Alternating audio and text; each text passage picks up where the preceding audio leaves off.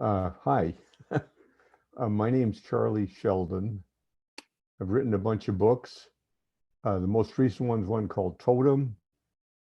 It was Book of the Month with the Online Book Club in February, and it was named as the Other Fiction Book of the Year for 2021 for the Online Book Club. It's the third in a series of three standalone books telling one grand story, I guess you could say, and I'd be happy to answer any questions. I'm going to have some questions if I'd be happy to talk about it, and hope everybody gets a chance to look at it and maybe even read it.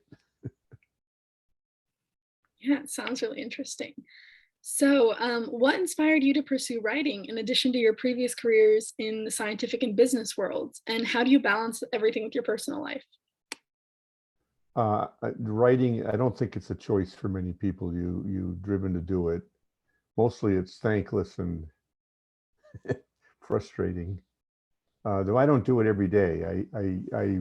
When I write every day, but then long periods will go when I'm thinking or not writing. They're kind of driven to it, want to tell stories, want to find stories, I guess. It's really hard to do this when you're earning a living, and I'm retired now, but during my work life, it was really tough. I mean, you have to steal time. If you're raising a family with kids, you can't, every minute you're at home doing it, you're away from your family.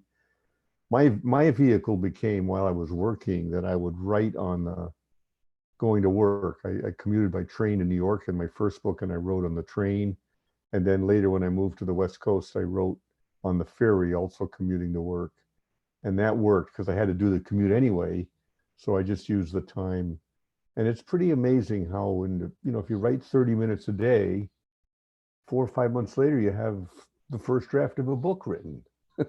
So, you know, you can't ever think about, I've got to write 80,000 words or 100,000 words. At least not me. I never do it. But anybody can scribble something for 20 or 30 minutes a day. Yeah, I mean, I think that's inspiring, not trying to time it or put like numbers on it and just writing. Right. So, how was your formal education translated to your writing? Well, I had a lot of it. I took some writing courses many, many, many, many years ago. I think mostly what it did was I'm comfortable around words and comfortable around writing, I mean, writing papers and stuff. You've got to at least for me, I felt and feel familiar with trying to write, express myself, I guess you could say. But I didn't study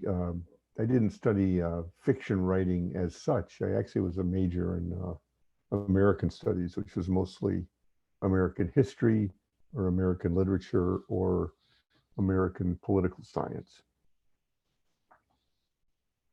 Yeah, it does sound like a little different, but it's cool that you can connect all of it. So, what drove you towards writing about climate change and nature related topics? Uh, that's sort of the first part of that. The climate change part of it is a result of what I wrote about. I wasn't intending to write about climate change. I mean, that's such a sensitive subject with some people and you can't write fiction about contemporary social issues without it coming across as a diatribe or screed, and so you lose your reader. If the reader is going to get lost in the story, it needs to be about the story. So I wrote about nature because I set the book in a national park and in the Gulf of Alaska, and that was the setting. The scene was the wilderness in the Olympic National Park. So I had to write about that.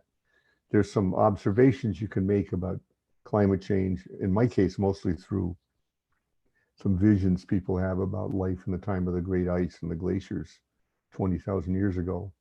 And there was tremendous climate change there. It wasn't man-made, but it was huge.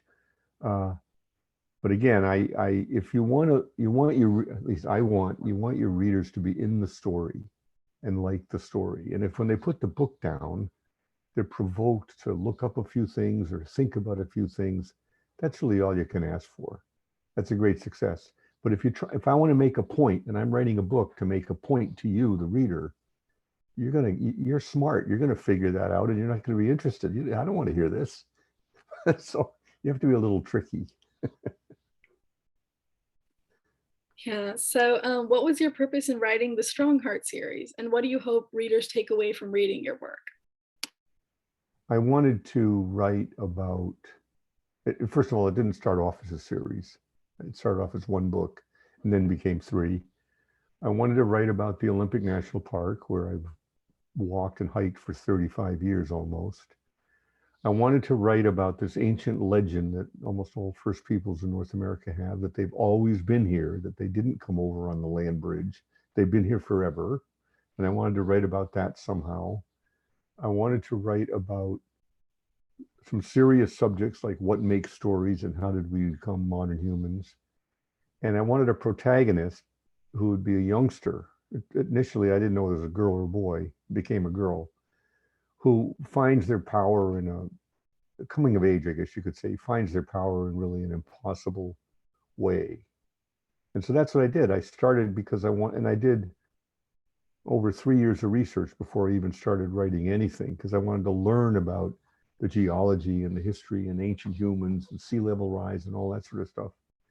And I did all that research, and then I started writing one day, and the story just kind of popped out.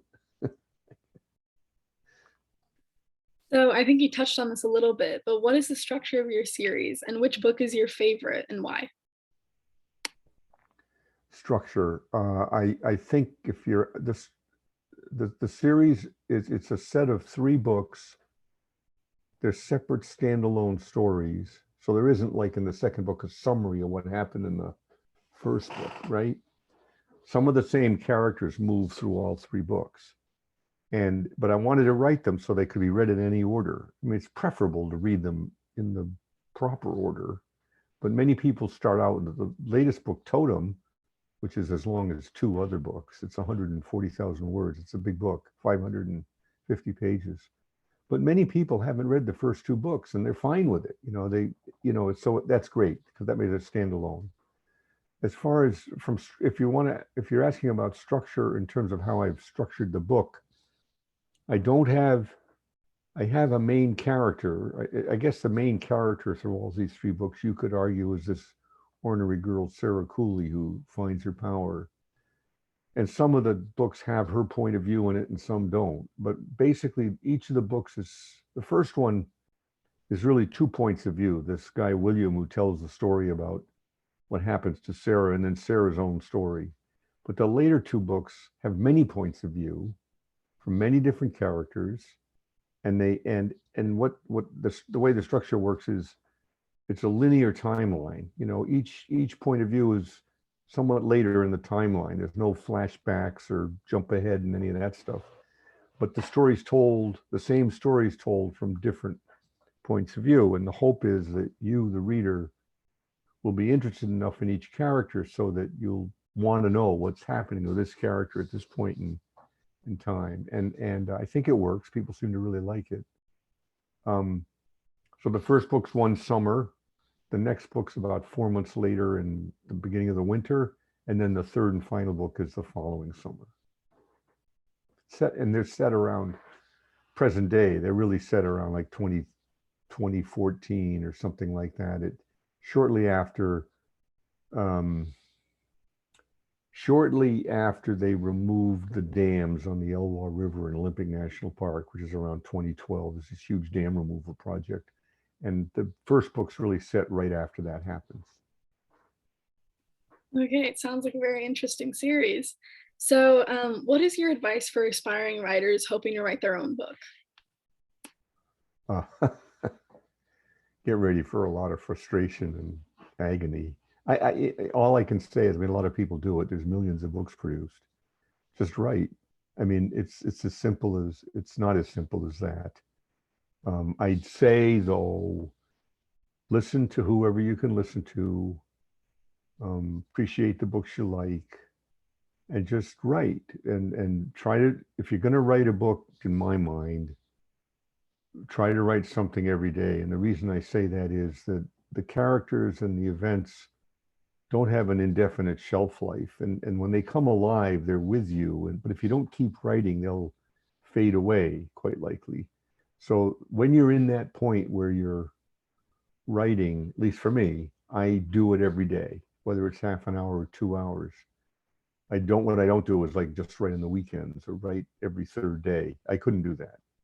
So I'm either not writing at all or I'm writing fiction. That's not quite true. I actually write, I have a journal, I write a lot. And so there's a lot of other stuff. So I do actually write every day. But in terms of writing a particular story, do it every day. My view, right? Do it every day and be persistent. In the end, that's, being persistent is the main thing. And don't be afraid to have other people look at parts of your story and tell you whether it works or not. Though I think you, the writer, will know whether in your own heart, whether it's really working or not. I think. I could be wrong. That's what I think. Yeah, that's good advice. So that's all the questions that I had for you, but is there anything that you'd like to add about your books or being an author in general? Well, I've put all three books have been on the online book club in one form or other. When I put the first book called Strongheart, I think Scott had 150,000 members, and now he has like 3 million members. And I'm actually, most of my readership, or a lot of my readership, comes through the book club. They read the books to review them, they buy the books and review them, and it's a worldwide audience, which is kind of interesting. There's people from all over the world read it, which is great. And so I really enjoyed that. I mean, the business of, just as the business of writing a story is a great gift and pleasure, even though at times it's frustrating, the business of promoting that story, this is me, is the exact opposite. It's a nightmare. I hate it. And many authors hate it. It's, I mean, it's, in the end, I think it's a matter of luck whether people really pick up your book or not. You can't buy your way into being a bestseller. It would cost you millions of dollars. So with all these books produced, it's just a struggle to even be noticed. So you have to take your readership where you can get it. And if somebody says something nice about your book, that's the best gift you can receive, honestly. Okay, well, that's all the questions I had for you today. So thank you, Mr. Sheldon, for taking the time to talk with me today. And for those of you watching the video, if you haven't already, make sure to like, comment, and subscribe. And I'll see you guys next week. Thanks a lot.